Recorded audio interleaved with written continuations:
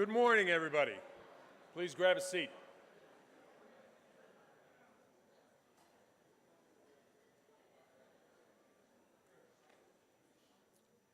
Okay, for those of you who don't know me, I am Mr. Murphy, English teacher, lacrosse coach, all-around nice guy, and New York native. And I bring that up because if you ever in your life encounter a New York native and you tell that person you have a problem, invariably that native is going to say to you, I got a guy. I got a guy that can help you, okay? So naturally, when last September Dr. Strudwick stood up at a meeting and said, we need a speaker for the head of school symposium day, I said, I got a guy. Okay. My guy I know is a nice guy because we coached AYSO soccer together in Winnetka and we ran the Boy Scout troop together in Winnetka, et cetera, but it turns out my guy's really a guy. My guy is an internationally renowned expert on the subject of terrorism, counterterrorism, and the conflicts and the problems that it causes. My guy wrote the editorial in the Chicago Tribune this morning about the problems that are happening in France. My guy teaches naval officers how to deal with terrorism at the School of Naval Warfare in Rhode Island. My guy was interviewed on several media sources last night, and my guy has literally been to ground zero in this Syrian refugee crisis. He has been to Bulgaria and Hungary, and he has seen the tens of thousands of people trying to cross into Europe and get away from the problem. So with no further ado, I'd like to introduce you to my guy, Professor Tom Mockaitis of DePaul University.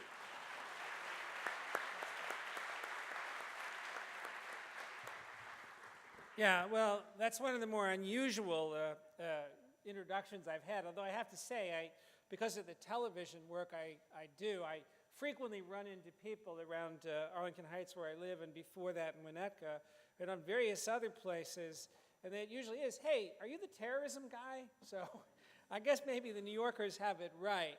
But what I will try to do is, in addition to teaching at DePaul, I teach for the Counterterrorism Fellowship Program, which is those initials there through a group called the Naval Postgraduate School out in Monterey has a center, and I work through them as well.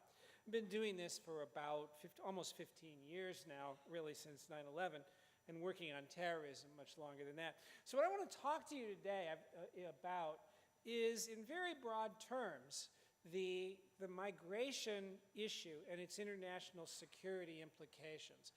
Now, I had no idea, nor did Mr. Murphy, when we scheduled this a couple months ago, that this would fall on such a tragic week where we have just seen, a series of horrific attacks, the Russian airliner of the last couple weeks, the Beirut bombings, and now this terrible attack in Paris. So I want this to be about presenting, but I also want to create lots of time for you to ask questions and for us to discuss. So I'm going to kind of give you an overview of what I want to talk about. I want to just say a couple of things about migration and human history, why people choose to move.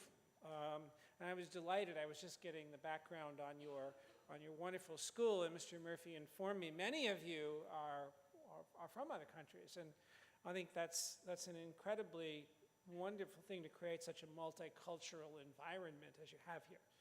Who the migrants are, how we treat them, the security concerns, and then some of the challenges.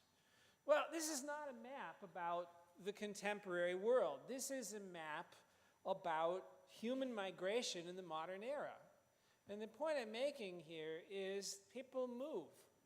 They have moved around for a very long time. That's probably why most of us in the room are here. If we didn't ourselves make the journey to Illinois or to the United States somewhere else, certainly our ancestors did.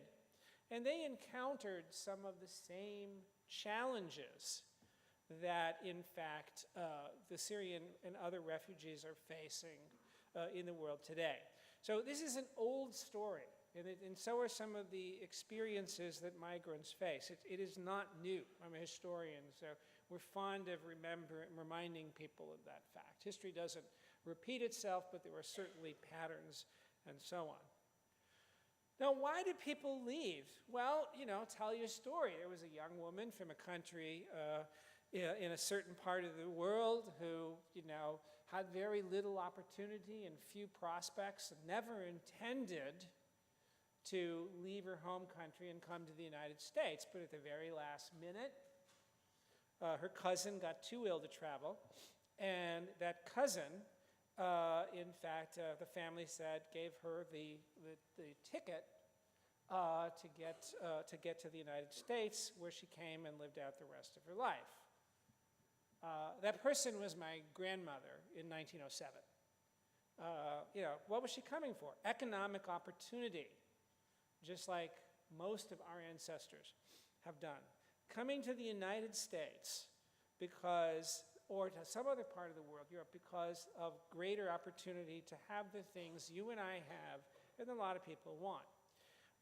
That's normal migration. That's under different conditions. But there are times, such as we are living in right now, where crises, war, famine, natural disasters will cause migration. And that's what we're seeing. There's already a flow from the poorer areas of the globe to the more affluent ones, or the better off ones. That is going on a regular basis, and a lot of it is illegal, meaning the people aren't, going in and so on. But when wars like the Syrian civil war happen, that of course increases. There are asylum seekers, immigrants who have fled for political or religious persecutions and so on. I was telling everyone yesterday when I did a news commentary about what about the governors of 13 states saying, well, we won't take any immigrants, any Syrian refugees, excuse me. And I said, I think one of the greatest things we should be pleased with in the United States is that two candidates for president in the 2016 election are in fact children of parents who could be called refugees or asylum seekers. Came from Cuba, didn't wish to return there when Castro came to power. I'm not saying whether I agree with their politics or not. The fact that they get to run for president, I think, is a pretty good thing. It's part of what we try to be as a country. We should keep that in mind when we look at the contemporary crisis. Now, the other thing, of course, is motives are not pure. Motives are mixed. How do you know? Well, you take somebody, comes into a country, and they say, well, why are you coming into Bulgaria or Italy or Macedonia or Greece? Well, I'm fleeing, the civil war. I'm fleeing, Boko Haram in Nigeria. It's not just the Syrians, by the way. Okay, that's a valid reason. But I only want to go to Germany. Why? Well, there's better economic opportunity there. Well, the minute you say that, people go, wait a minute, are you really an asylum seeker, or are you seeking, economic advancement? Doesn't split up that way. You can be doing both. There's nothing wrong with that. But it creates a really complicated situation. And then, of course, when you throw politics, domestic politics in, it becomes more convoluted because politicians will use issues. Both sides of the aisle do it. Every country has it to garner votes and also to get people to do what they want them to do. All right. But if you're talking from a legal point of view, so you understand what's going on, because there are really important differences here.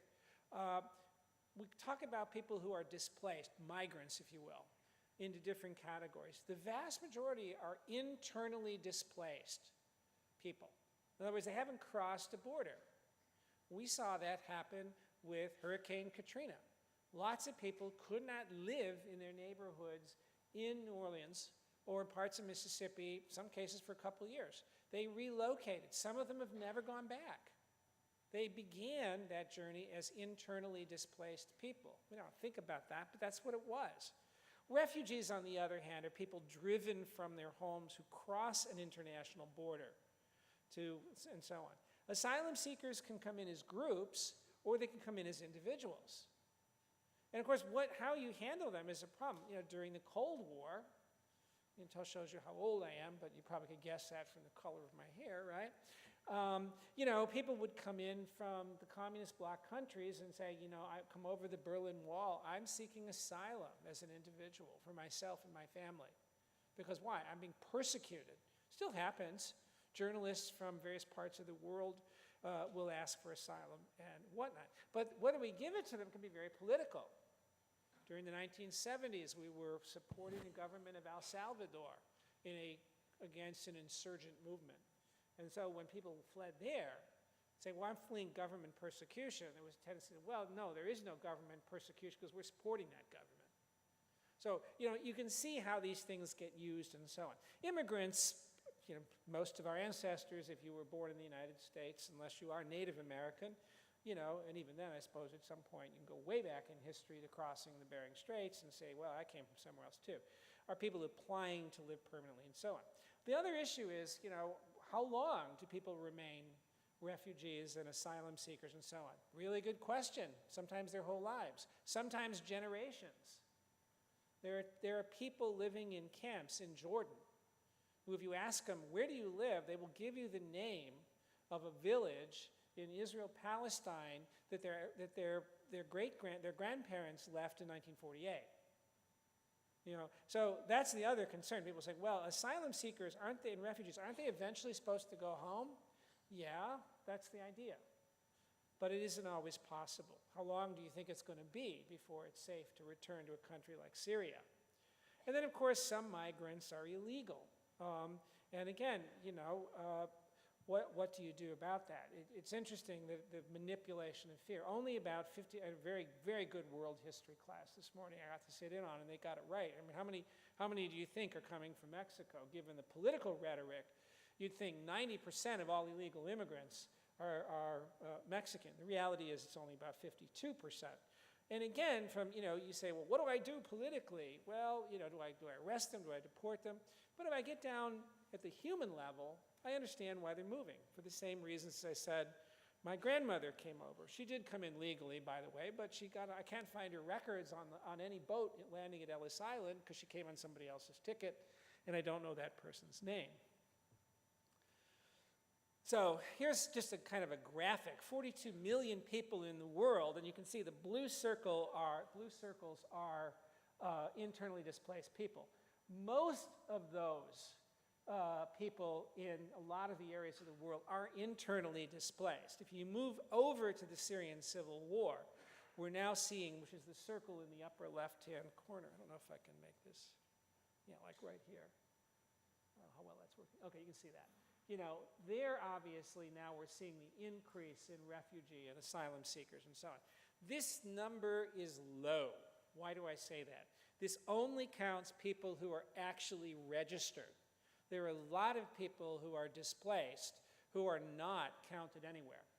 If you have to run out of your house in the middle of a night because of a fire or something else, do you go looking for your passport? Do you make sure you have your driver's license, or do you simply just try to get away? That's the issue here. This is a global problem. And that's part of what's not being said in a lot of the conversations that we're having about this issue. Yeah, Syria's created a blip in the radar. It's caused the numbers to go up. But the problem itself isn't going to go away. Okay? But, you know, this is the other issue. Asylum seekers have rights under international law. Now, okay, who enforces international law? Yeah, it's really up to the countries whether they wish to abide by it. There can be sanctions, but powerful nations can do what they want. So you have the right of non-return. If you're saying, I'm really in danger, I can't go back, under international law, you have a right to remain there. You're supposed to have freedom of movement within your host country, which is really interesting because yesterday, 13 governors in the United States said, we are not going to accept Syrian refugees.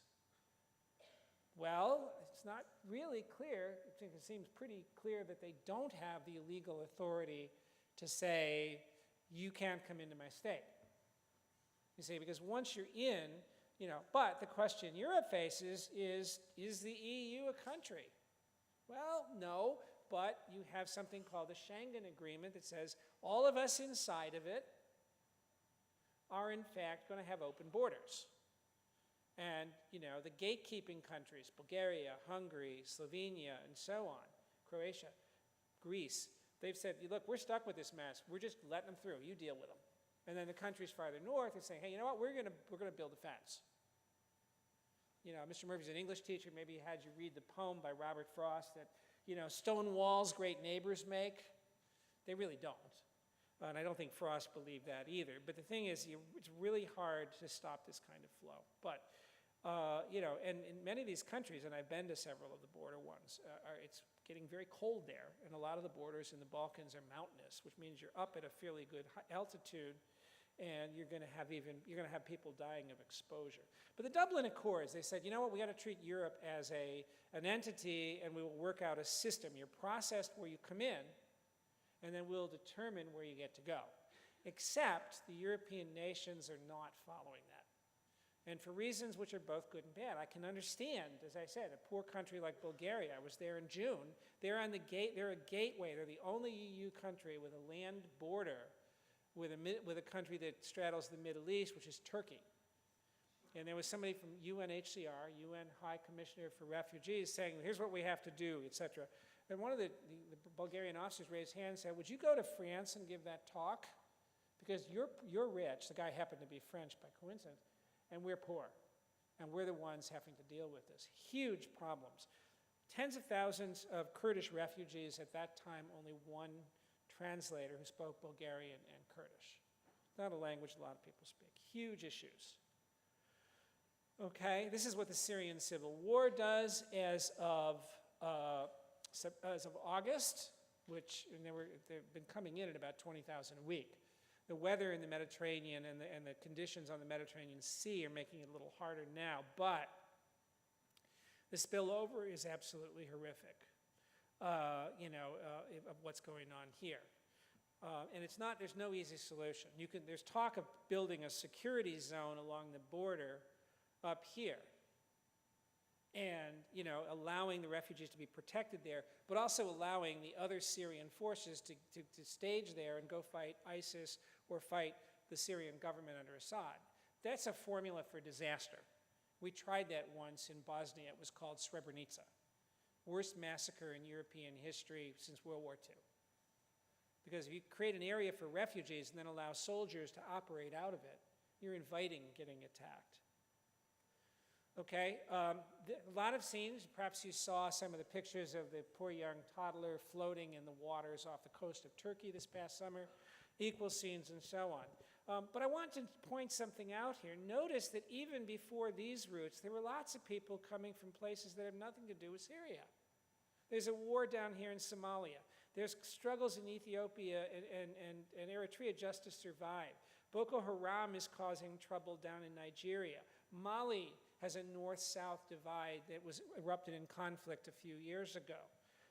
And back in 2013 and 14, you were hearing about refugees pouring into Italy. That has fallen off a little bit. This picture tells an interesting story. I had an opportunity to talk to somebody who working in this area, and what they're finding is, why are so many of them drowning? There's a very interesting thing in international law. If I am a naval vessel from one of the Mediterranean countries and I apprehend your refugee ship on the high seas, under international law, I can take that ship back to the port of origin. But if I pull you as an individual out of the water, I have to take you to a safe place, which is my home port. The minute you put your foot down, you have on that my soil, you have a right to apply for asylum. This is part of the reason the ships are being deliberately scuttled. It's also why people are drowning. You really think there are enough lifeboats? Do you think they have adequate protection that all these people can swim? No. Some of them are below decks on ships like this. And in other cases, the traffickers, the human traffickers, just, you know, to get away, they'll just abandon the boats wherever. Lots of people are stuck. I was working in Germany with some people in a country called Mauritania, over in a section of West Africa, was in fact telling us, you know, we've got a lot of refugees. I go, why? He says, well, they pay the human traffickers to get them to Europe, but they run out of money and they abandon them in our country. Huge, huge set of problems we're dealing with here. World destinations, you can see what's going on. Europe is the largest. Why? Well, it's prosperous, but not only that, it's just in the neighborhood. It's easier to get to. Yeah, sure, they'd come to the United States if they could, but getting across, you're not going to get across the ocean in a rubber raft. You might make the journey from the coast of Turkey to the island of Lesbos in Greece. That's a lot of what's going on there. So you can see this is, again, you could update this almost by the minute to realize how quickly this situation is changing. These are asylum seekers between January and June of this year in Europe and by country of origin and where they're going. The red is, the largest one is Syria at the top. The largest destination is Germany, absolutely right. Very interesting phenomenon. The Germans more welcoming? Yes. Why? They had this bad experience of the Third Reich. So they built into their constitution, they built into their psyche, for lack of a better term, a generous asylum policy. On the other hand, it doesn't mean they're necessarily always a welcoming environment. Okay? These are the border crossings. All right? I was actually in Sofia here, but you can see why the Bulgarians are concerned. They're dealing with the land bridge here, but it's, bear in mind, I'm a historian, not a computer guy. You go up to the top there and you can see what's happening for both good and bad reasons. European countries are resisting, especially the border ones. They're either creating corridors saying, you want to go to Austria and Germany? Fine, go. You want to stay here? Forget it. So we're going to build fences and we're going to build corridors. But again, look at the single place that I've been to right up here on the border, a town called Maribor, which is roughly there, between Slovenia and Austria. That's one of the places, okay? That's a ski resort. It's cold there, okay? These are the issues they're getting with. The Paris attacks are only going to make this resistance worse because they found one of the terrorists had a Syrian passport, they think, and came into the European Union through Greece to France. Why the response? Why are states so resistant? Well, I told you, understandably, economic reasons, all right? The other is, maybe humans are more tribal than any of us really want to admit in our better moments. You look back at our own history. I was talking to the World Civ class and to Mr. Murphy's journalism class beforehand, and we'd love to tell ourselves, we have on our Statue of Liberty, the Emma Lazarus poem, send me you're tired, you're poor, the teeming refuse of your shores, your huddling masses, seeking to breathe free. But we'd really like them to have the same color skin as we do and speak English and have roughly the same, kind of the same religion we do, et cetera, et cetera, et cetera. And even then, there were problems.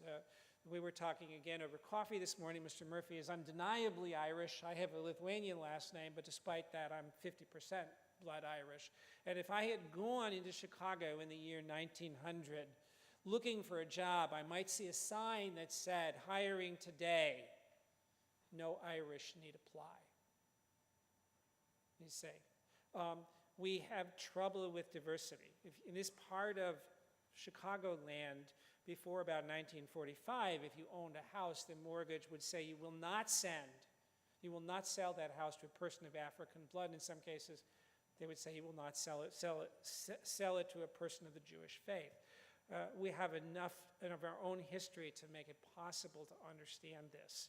In many of the countries in Europe are ethnically constructed, which means you are Hungarian, you are French, you are Greek, you are German. You don't become these things very easily unless you can kick a soccer ball really, really well.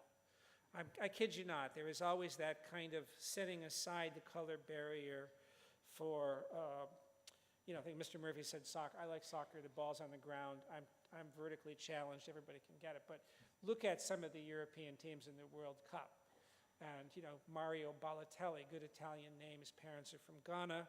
I think half the German soccer team, or a certain significant number, were Polish. Turkish, Spanish, and so on. Okay. So, and then there are these right-wing parties. The National Front in France, Marie Le Pen's party, is going to be using these Paris attacks to argue, see, we told you we should not be taking in these refugees. So, Germany is an interesting case. I was in Kosovo in 2002, right after the war. They allowed a lot of Kosovar Albanians to go there. But when I was down in southern Kosovo, where the German brigade was located, they were rapidly building homes for the Kosovar Albanians so they could return, not just out of altruism, but to get them out of Germany. So these are the kinds of things that we're confronting and why there is the resistance. And as we said, sadly, we saw, with our own governors, and believe me, I've been to 54 countries, I've seen some pretty ugly stuff. I'm not naive about risk and violence and so on, but we are buying into the same thing when you have 13 governors saying, no Syrians in my state. It sends a very bad message. I'll tell you why in a minute. What's the security? Well, why do I talk about this? This is what I worry about. This is what I do. As they say, what keeps you up at night? Yeah, you can hide a terrorist in a migrant population. Looks like one of the 7, maybe 8, they're not sure, Parisian attackers was from Syria and had a Syrian passport. But most of the rest had French passports, Belgian passports, whatever. They didn't come in from another country. They were French citizens, French nationals, who had gone to Syria, been trained, and then come back to attack what they didn't see as their own country. All right? We have to keep that in mind, keep the risk in perspective. In this globally interconnected world of ours, it's just not that hard to move people around. You don't need the cover of a refugee crisis. It makes it a little easier, but not that much. What worries me more is that the way people are treated in their host country is likely to make them more likely to be recruited. The circumstances in which they live. It's often not the refugees themselves, but their children who suffer from something we call double alienation. And what that means is they hit the age that all of you are, and as I'm sure you know, the same that I did when I was your age, your parents are very uncool and not very smart. They will get smarter as you get older, no question about that. But my point here, by way of feeble attempt of humor, is to say that if you're born in the United States and your parents were born somewhere else, and you hear them say, back when I was a kid, things were different, people worked harder, they had respect for authority, et cetera, et cetera, et cetera. Has anyone heard that speech? You will also give that speech when you have kids, I promise you. Remember that and get back with me if I'm still around in 30 or so years. But the point is, what do? You want to fit into the culture of the country you live in, but what happens if that culture rejects you? You're in no man's land. That's where you're very easily caught up. That's where you're likely to be drawn into these violent organizations. The same thing that'll get you drawn into a street gang in Chicago. Belonging, purpose, income, family.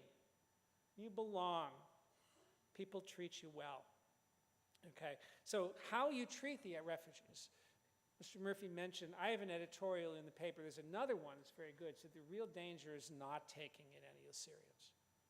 If your attitude is, we really don't want you, that's how you breed the next generation of terrorists, etc. Who are the people at risk? Those that are marginalized, as I said, minorities, refugees, and so on. Youth, people your age. The men are often recruited as these young Frenchmen were, you don't belong, of course. You're living in the land of the infidels. You really belong. We're your frame of reference. The internet doesn't do it totally alone, social media, but it sure helps. What does it do? It isolates you from the community, the physical place you live. At the same time, it tells you, hey, you belong to a different community. Come join us. Women, what they call the jihadi Janes, are in fact getting recruited with romantic fantasies. Come to Syria. You know, you'll marry a warrior, you know, have children, live in a tent like Lawrence of Arabia and things of that nature. The people you have to worry about, as I told two of the classes, and I've talked about, 26,000 or so of the refugees are unaccompanied minors, and there's a large number of single men in their 20s traveling by themselves. These are the people who are most rootless, the most easily attracted, and so on. That's why I said yesterday, there's somewhere between we're closing our doors, no Syrian refugees, to let them all come in, is a more rational response where you screen individuals and you try to be as good with this as you can. Here's what happens if you don't. This is out of a British example, okay? The cycle of extremism. This man, these two men, in fact, ran over a British soldier outside of his barracks and hacked him to death with that cleaver and the knife they're holding to send a message. What's bizarre to me, what's chilling to me, is the man on the left is addressing the camera, and the man on the right is holding a perfectly rational conversation with that woman, explaining what they did. What happens? You go to a country like Britain, you feel like you don't fit in, and then your country goes to war with the group that you feel you do belong to, and so on. Now, let me be really clear, 99.9% of all of the immigrants do not ever do this. But this is what happens if when they come to a country, they encounter prejudice rather than acceptance. Is it always the case? No. The young man from Bolingbrook, Illinois, grew up in an affluent, middle-class home, but his parents, I think, made a big mistake. They tried to keep him in a traditional kind of bubble, such as the country they grew up in, and of course, the young man rebelled against it. So this is what can happen.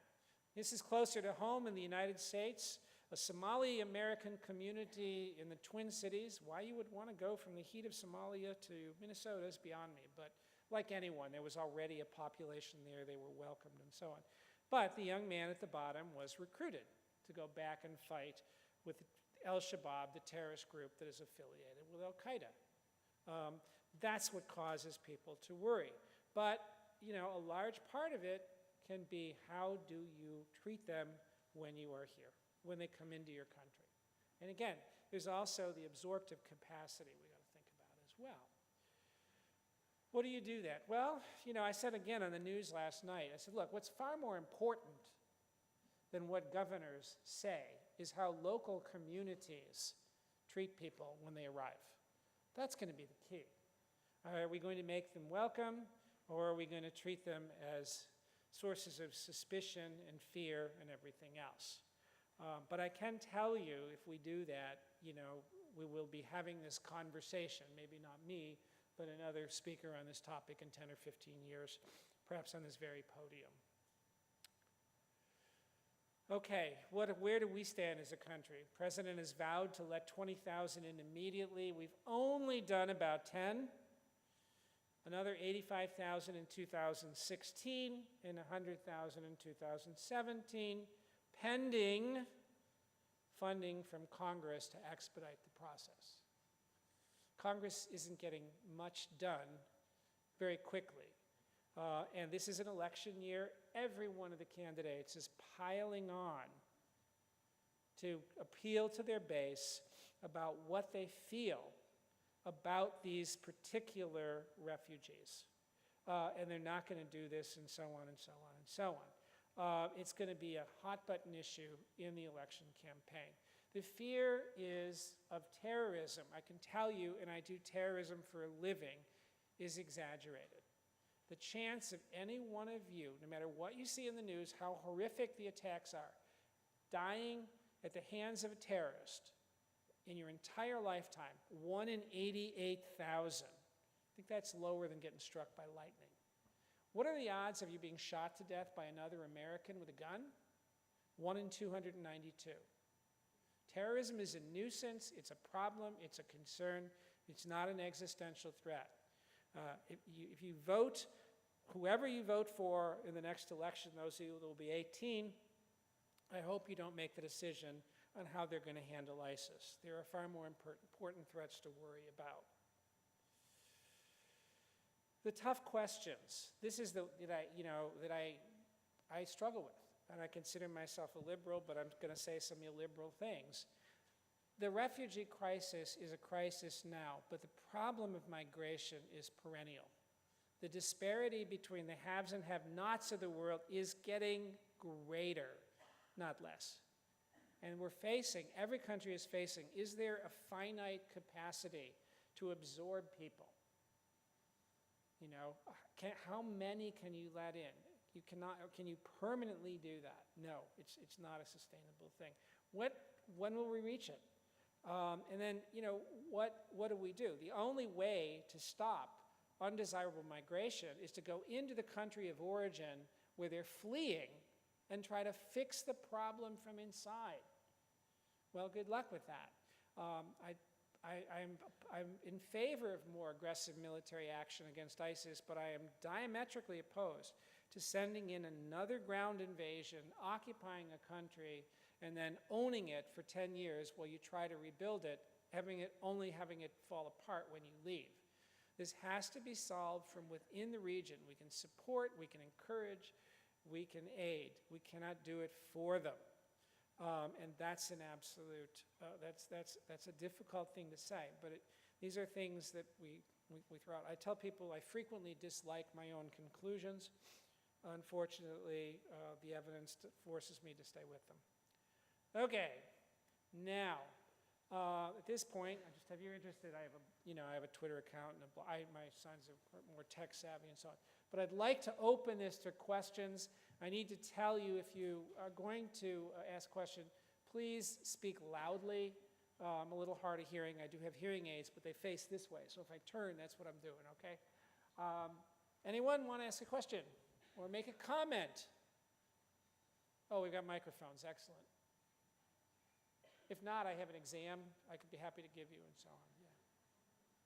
Yeah. All right, we've got somebody starting off.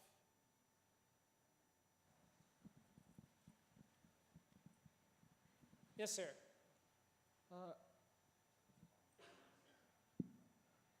Okay, I have two questions. Sure. One, I know for a fact that other than Germany, countries as Sweden, Norway, and Iceland has also been showing very positive responses to the migrants. Yes. After the Paris incident, has there been any change in opinion or any kind of, public, announcements made on that issue from these countries? And second, is there by any chance, is it possible, do you think it is possible for the current international community, by any chance, to implement the responsibility to protect on Syria or the migrant crisis? On Syria or at least the area which is affected. Okay, as far as the other countries go that you named, it's getting a bit mixed. Sweden is a welcoming environment, but it's also had arson attacks on hostels, on dormitories, if you will, for some of the refugees. So I think every country, and they've instituted some border controls. So every country is struggling with what to do. The idea is some sort of quota system. All of them have trouble with it. That's what the European Union voted on before the Paris attacks, that we allocate refugees based on your ability to take them. 4 countries voted against that and said they wouldn't do it. What you call international law, the international community, is kind of a construct. It only exists to the degree that the members choose to see some degree of common interest. Why the US has weighed in is, yes, it is an international problem. That we've said, look, we're actually fighting ISIS in Syria. Do we have some obligation to try and deal with the consequences of that? And we've said we have. That's the best answer I can give you. But in every country, there's also pushback from groups on the right saying, no, we don't want this. We don't see any obligation. We want a safe and secure, prosperous community. We consider this a threat. We don't want them here. Over here. Where? Right over here. Yeah, go ahead. Do you believe that countries do have the right to keep certain groups of migrants out of their country? instead of others? Yep. Do individual countries have the right to keep entire groups of migrants out? Well, yeah, legally they have a right. I think you're asking kind of two questions. Legally, there's no question that they can do that. They can, their law, the sovereignty of states, still trumps international law. I think the larger question is that a responsible, a just, and ethical thing to do? That's a tougher question. I think that, saying entire categories of groups being left out, in fact, that would be generally considered an injustice or a violation of human rights. Taking and screening individuals coming in, you would be foolish not to do that. As I said, I would give the greatest attention to those young men, in particular in their 20s, who have nobody else traveling with them and are likely to be the most challenging. I wouldn't categorically tell them no, but on the other hand, I think that's a concern. As far as the right goes, yeah, lots of countries are going to say, no, we're not doing this. That's what many in the US are saying they want, and so on. On the other hand, we did help to create the circumstances that allowed this. And let's also not forget that these people are victims. These people have been victimized by ISIS and by the Assad government or by both. So, I'm ending my question by throwing it back to you. It's one you have to struggle with because there is no simple yes, no, easy answer to it. Up here to the left. Yes, ma'am. Or up left. I'm looking straight into lights. Oh, here. Yeah. I have a quick question. Are terrorism groups becoming less centralized now, and does that make it more likely that we'll have a lot more attacks, especially in the United States and elsewhere? Exactly right. Yeah, terrorism terrorism exists on multiple levels. It's an ideological. ISIS is an ideological religious movement. It controls territory, so it's a quasi-state. It's got a network. And then, of course, it's got the phenomenon itself, this what we call lone wolf terrorists, individuals who are fellow travelers and say, I would like to do this. And and ISIS says, fine. Al-Qaeda said the same thing. Don't wait for an invitation. If you're with us, you're against them. And if you strike a blow, we'll bless it after the fact. So yeah, that's the nature of the interconnectedness of the globe. But everything is networked. Marketing is networked, blogging is networked, communication is networked. I had somebody contact me this morning. I said, I can't be there at 11 o'clock, I gotta be here.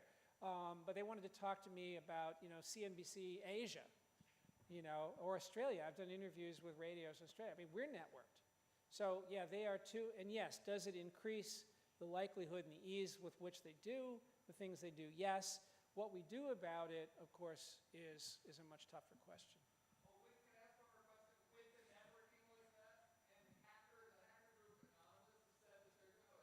Yeah.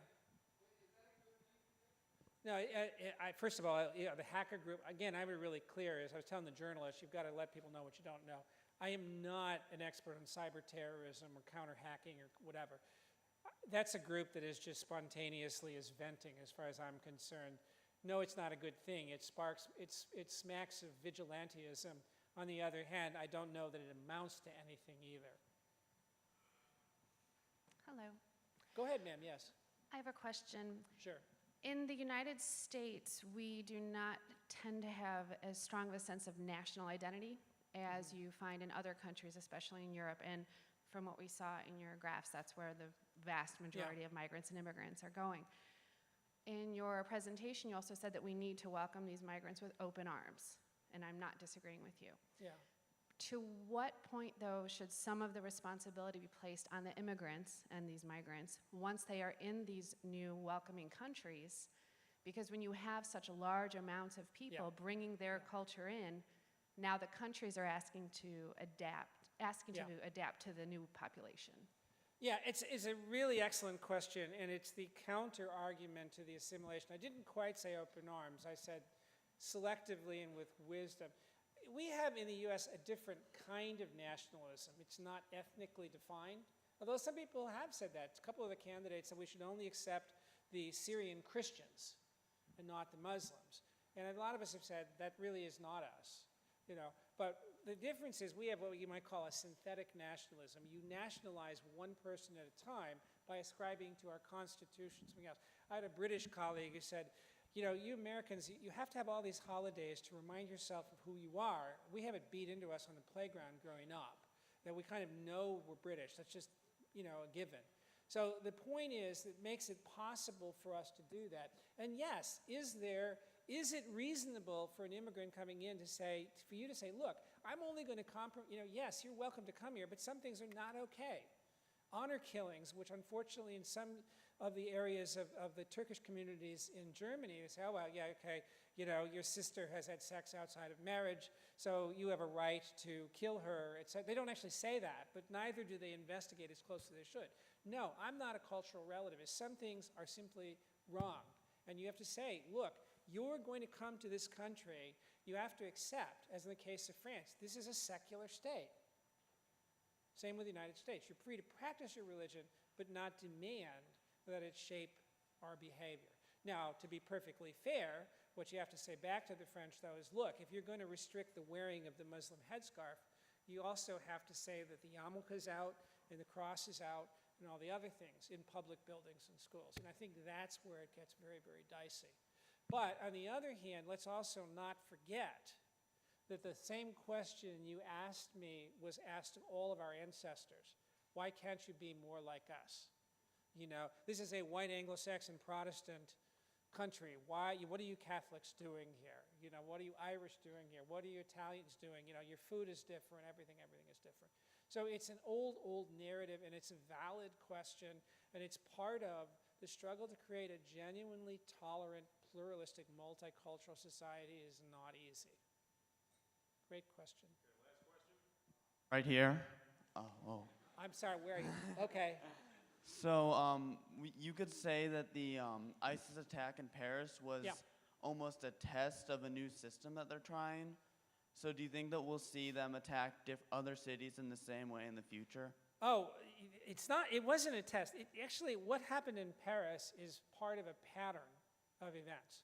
That we're so focused on that one event that we forgot that Turkey was bombed several weeks ago. Beirut was bombed just last week, and the Russian airliner was blown up over the Sinai. All of these are connected. ISIS is reaching out. This, to me, is the kind of hopeful thing, because it's feeling the heat. It's getting pressured in its homeland. It's attacking abroad. What's the whole purpose of terrorism? To get you to change your behavior.